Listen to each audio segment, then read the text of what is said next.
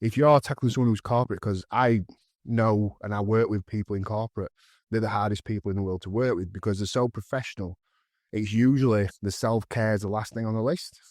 How do you get someone like that mentally to change their aspects of what they're looking for? What I've done is I'm working obviously a lot for ladies from different areas as well, some nurses as well, some aesthetics people, some other corporate people in other areas, is asking them to prep the food on a Sunday. I know it can take a lot. I know it takes time out, but doing it as a family. So I'm making sure, like, obviously nutritional side of things, it fits with the family. So it's not making such, let's be honest, things are expensive at the moment. Cost of living is high. The thing I want to do is put pressure on them with asking them to cook a specific diet, but at the same time, making it more mindful that the family can eat healthy together. If you're having a really stressful day, that's fine, but make sure that you're on plan with your diet. Make sure that you're drinking effectively. You know, you're not just sat there and you haven't ate all day, because some people work through all day with no lunch, and they actually do. And they're sat at that desk and they haven't moved, and all they've reached for is a coffee or an energy drink, or, you know, they haven't looked after themselves.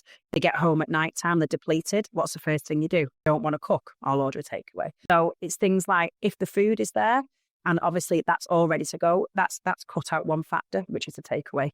Secondly, you know, getting out in nature if they can, get away from their desk at lunchtime, lift themselves a little bit, 20 minutes of just getting outside, listen to a podcast, or just come away from that desk, re-energize yourself, you know, and then you might feel fit enough to train at night time.